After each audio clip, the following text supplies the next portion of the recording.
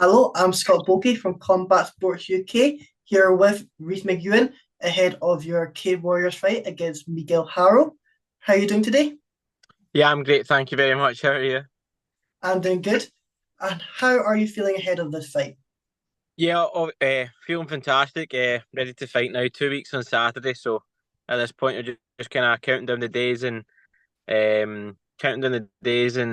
all the training, hard work, improvements have all been banked. And yeah, I'm just desperate to go in there and fight and get that win now. Exactly. And unfortunately, you are coming off of a defeat. It was split decision defeat to Cameron Else. How did you feel that fight went? It's Um, it obviously never went the way that I envisioned and the way that I wanted. Whether it was split or not, I came out and I never won the fight. So obviously, I had to go back, like you do with every fight. I had to go back and see what I done well and what I had to improve on, and I went and done that. And hopefully this fight I can show not only the improvements I can make that I've made, but I just don't leave it in the hands of the judges. That's what that's what my goal is. Exactly. And obviously, with this fight, it is your first fight back in Scotland, was the last one for Uh-huh. like since 2021. How was Yeah, that? yeah, it was fantastic. Honestly, the atmosphere was electric.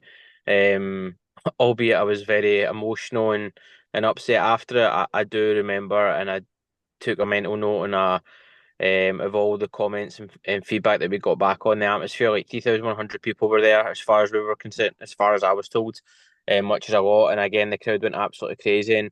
And I feel this time I need to get that victory for them. So the atmosphere was electric, and I really honestly enjoyed it. I thrived off it as well. So I owe that one to everyone that was at the fight in the 20th of April, and I owe that one to everybody that's coming to this one. That sounds great. And do you feel like with that last fight, what has been the biggest improvement? Um, Biggest improvement is just improving in MMA, really. Um, Improving in MMA, that's the biggest thing. And again, I can't really give away too much because then you're kind of going into a game plan that's applicable for the next fight, or you give away like almost like trade secrets, so to speak. But I'm a much better MMA fighter than I was in the 20th of April, and just because the result doesn't go your way, it doesn't mean that all of a sudden the fight camp's disregarded. There was a couple of strategy. There's several linings in that loss for sure because it's the strategy was without a doubt like not the right one for that 3 round fight against that opponent and stuff, and that's a mistake that I had to take on board for the next one, and that's exactly what I've done. So yeah, it's very upsetting that when things don't go your way, no matter whatever reason it Yeah, is, technically, experience, strategy, make whatever it may be. There's so many things that can go wrong, and on that night, I've had to like sit on that loss for months. So it's been a very those maybe 6 to 8 weeks after the fight was the most challenging in my life, genuinely, personally, and professionally, and I've just grown from that. and obviously the fight before that, that was for the title. Yep. Unfortunately, that didn't go your way. How much do you feel that cut in the fight impacted that fight? Yeah, obviously it's damage, isn't it? Like again, experience is. I think after the fight, it was. I don't like taking away anything from any of my opponents because my opponents beat you fair and square. Like, see if you get rocked with a head kick and then you carry on to fight, your opponent landed it. So like Liam Gittens landed those elbows. So it's not to say like if he never landed those elbows, I'd have won that fight. Because that's not even a positive way of thinking. Of course, it impacted me. Like I was bleeding, I couldn't really see. And when you lose blood, it's horrific. And also the mental hurdle of from round one to round two, and Mark Goddard was checking my head for where the cuts were. I didn't know where the cuts were, right? So I just felt bleeding from my head. And I know if it impacts your vision, the fight gets stopped. So the whole time in between rounds, in between round one and two, I was like not looking at Mark Goddard, like, please do not stop this fight. Not like this. Please just don't stop this fight because of a cut. First round into this title fight. But that's damage that Liam Gittens done off the back of me going for an armbar against the fence. So that's credit to him. And again, a technical error that I made that I learnt from. So Liam beat me fair and square over 5 rounds for sure. And again, I took the lessons from that fight onto Cameron Ells fight. And if you watch the Cameron Ells fight, like completely different style. It's 3 rounds, not 5 rounds. But if you see how patient I am in that fight, like that, that approach would have been amazing in the Gittens Yeah, fight. But that's what happens. You learn, you build, and that's the game. exactly. And like you were saying, damage does impact the fights. Mhm. Now, do you ever persuade the judges? No, not the judges, the referee. Like in the last fight, there was James Webb, who is now fighting for the title. He Mhm. got cut on his eye, and the referee was asking him, "Can you see?" He told him yes. Afterwards, he did say he couldn't see at all. So, is there any? Do you ever like lie to the referee? Well, of course, like if again in that instance, if I can't see it and it's blurry like that getting fight the whole fight, it was like blurry over that eye. Yeah, If Mark Goddard stopped and was like, "Can you see this?" I'd be like, "Yeah, of course I can. Shut up, get him away." Like I'm not gonna. I want to go out in my shield. If you're going to finish me, I want to go out yeah, in my shield. As I said, like I've been beat before, I've been finished before, and it's not a nice feeling. So if you beat me, you're gonna need to knock me clean out. Like Cameron else knocked me down twice. And when he hit me, I was like, "How is he knocked me?" Like I remember thinking, "How is he knocked me down again? And how has he hit me?" And that's again that's when talking about damage wins fights. Like you know the judging criteria now. Like I've known about the changing criteria for whenever it was implemented for sure. But it's when you really see when you feel that like in round two against Cameron Else, like he drops me, but I get back up and then I'm on top position for 3 minutes. So say I land like two, three elbows, like yeah, I've won that round clearly, in my opinion. Like but because I'm on top of him chasing an arm triangle, like that's cost me that round in two judges' eyes, which is fair enough. Because, but then again, like I'm not disputing it because, but if I get knocked down, I get straight back up and then I dominate you for the next 3 minutes. Like, wait, say dominate, I'm on top of you for the next 3 minutes. Like, does is that really damage then? Because I've like almost like neutralized what you've just done to me by finishing the round stronger on top, in half guard or in mount or whatever. But um, that's a lesson that I have to take on board because yeah. what's the point in arguing about it, or disputing it? I just know next time I'm on there, rather than chasing an arm triangle, I'm just going to elbow your face out and pray, and you better pray that you don't make it into the next round. And do you feel like that is one of the criticisms for the number one contender, the guy who won the prize fighter, Shirzan? Do you like he is just going to take you down and just hold you? Yeah, obviously that's how we won the tournament. But like, I like to put myself in the other person's shoes, and I think context is absolutely key. Like the guy's fought twice in one night, you know.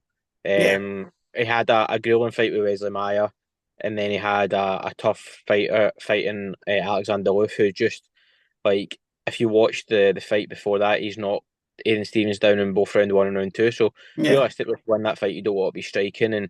And again, that guy's fought was it five or 6 rounds in one night, which is extremely tough. And I'm sure the next fight, like if you watch him next time, he's probably you'll find that it's a development thing with him. Like his positional control and his is extremely good. And then the next layer for him is to add like damage. So I personally, I know he got a lot of criticism, but I again put myself in his shoes. Prize fighter tournament. It's not like you've just got one chance. Like you're pacing yeah. yourself over 2 fights, and he done what he has to do to win. So there was one judge that gave Alexander Loof the fight, and I have no idea how. Like, yes, you need to do damage, but if the guy's doing nothing, then I'm not And sure. do you feel like judges need to be criticised a bit more when they do have these wonky scorecards? I know just last weekend at UFC 305, a judge gave Taito Abasa all 3 rounds, and he wasn't allowed back to judge any other fights. Do you feel Yeah, like, no, of course. Absolutely. At the highest level, you should get punished for poor performance. Like if you have like a one off, that's fine. But if it's consistently poor, then yeah, you definitely punish for poor performance in your workplace.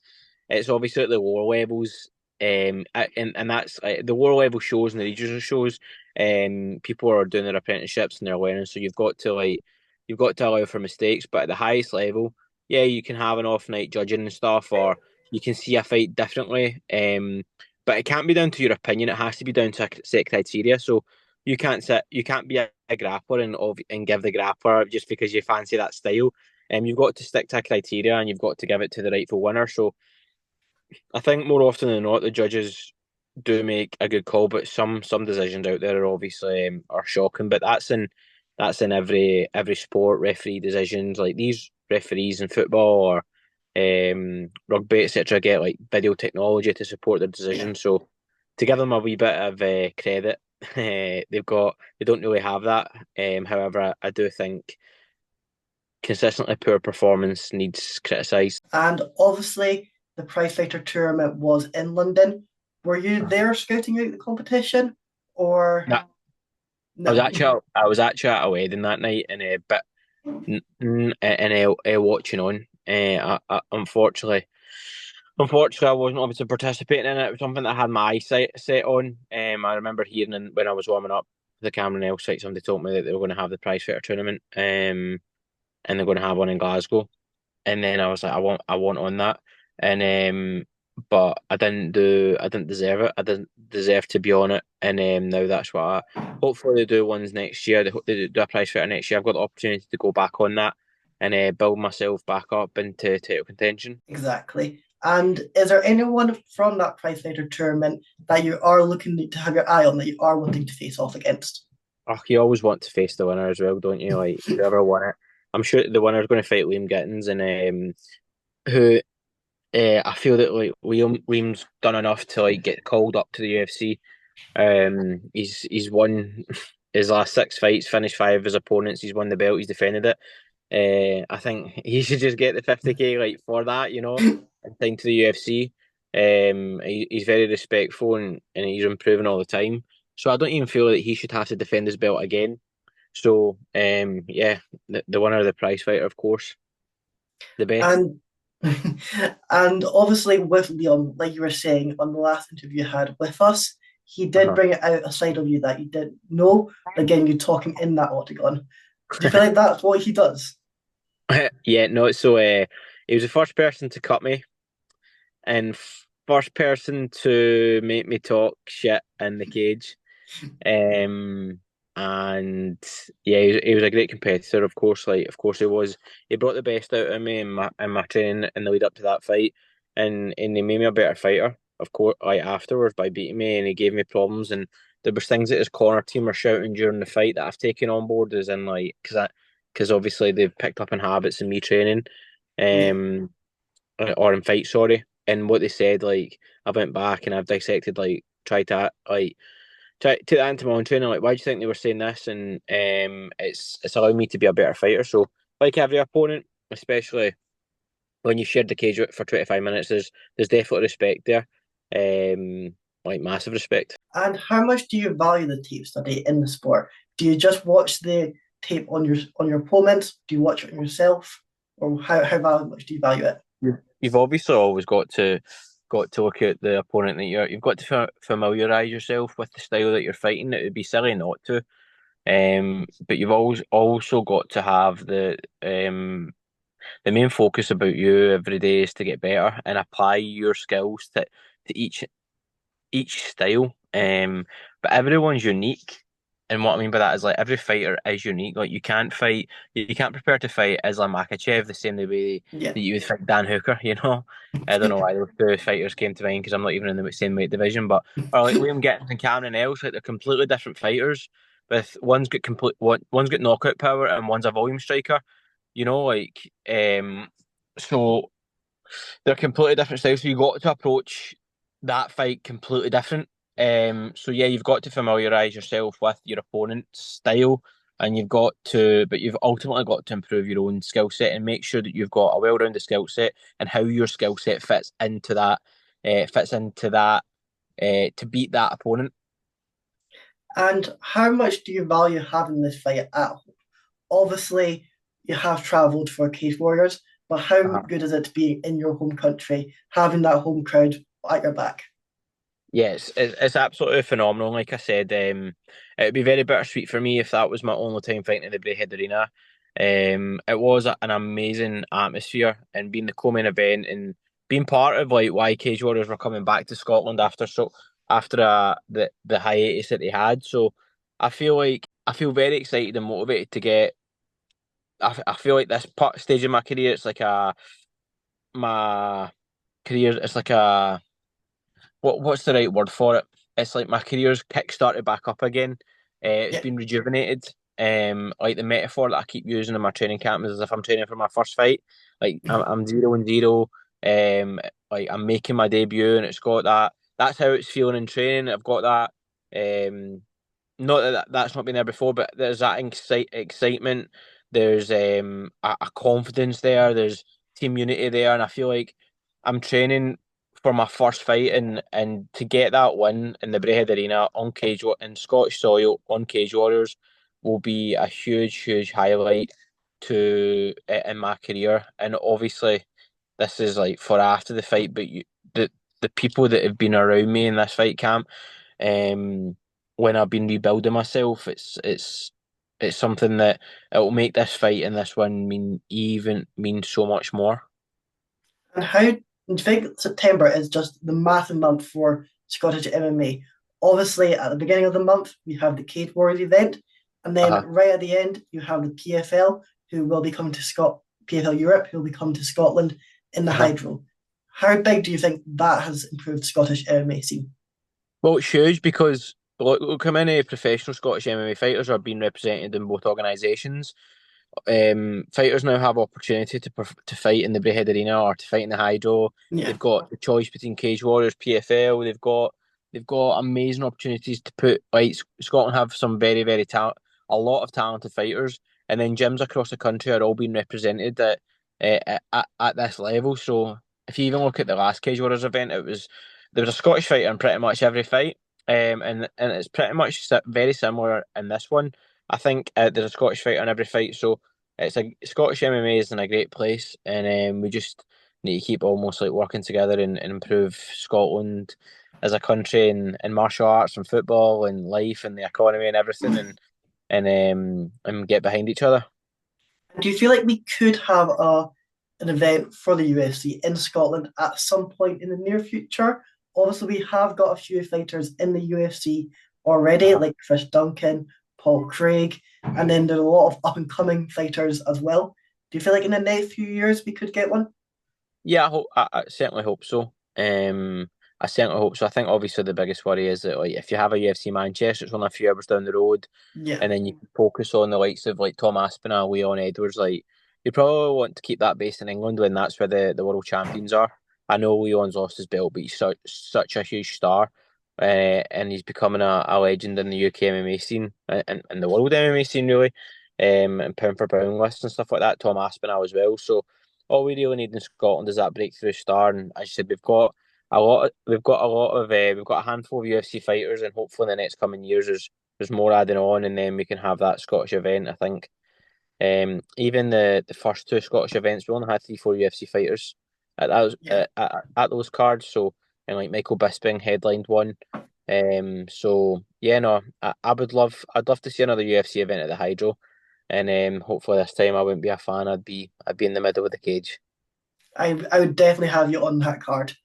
And I would, obviously, you are associated with the Grip House. I think that's yep, your team. How has that yep. been? Oh yeah, things at the Grip House have never been better. To be fair, um, I'm just in my car outside waiting, doing this interview in between sessions. So yeah, the Grip House is my gym in Scotland, my home in Scotland. It always will be. It's I wear that Grip House eagle with pride. But I said like yeah, training's been phenomenal. And yeah, things have never really been better at the Grip House. And do you feel like having that, obviously, from just sounding from what you're saying, you have that close relationship with the coaches and everyone inside? How crucial do you think that is?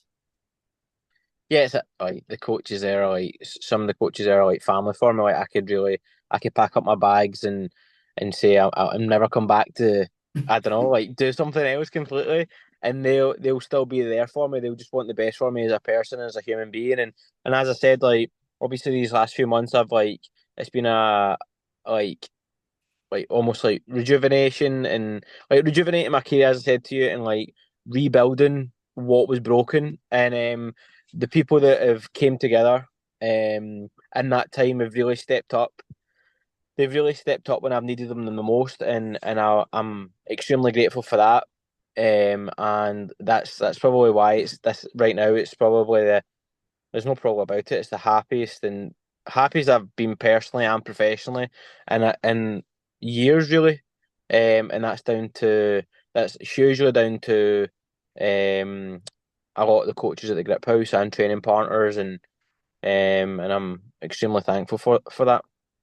And how do you feel like it's going to be in like the Chris Bungard's gym? Obviously, a lot of his team members are fighting on this card.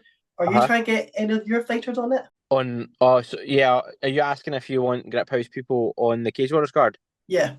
Yeah, so obviously at the Grip House just now, there's a few amateurs that are looking to turn professional next year. So yeah, Cage Warriors are there. Then that's an opportunity for them to get on. I would absolutely love it. Yeah, I would love to fight in Cage Warriors across with with the other Grip House fighters. Well, that would be amazing. And not only are you great in the cage, but you have also started your own coffee business. Is that correct? Yeah, 2021 during the pandemic started becoming a business, putting my business degree to use. And is that how you supplement your fight game? Yeah, well, obviously it's the best. Coffee's an amazing pre-workout. So yeah, absolutely. Well, that sounds great, and I wish you the best of luck come fight night. I know you're going to have a great fight, and you'll get that finish and that opportunity. What is next for you? Are you looking that far, or are you just taking it this fight?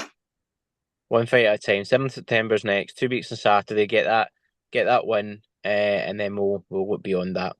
We won't look beyond that. We'll plan what's next after that. But right now, it's all about making sure that I get that win. 7th of September in the Braehead Arena, on under the Cage Warriors banner.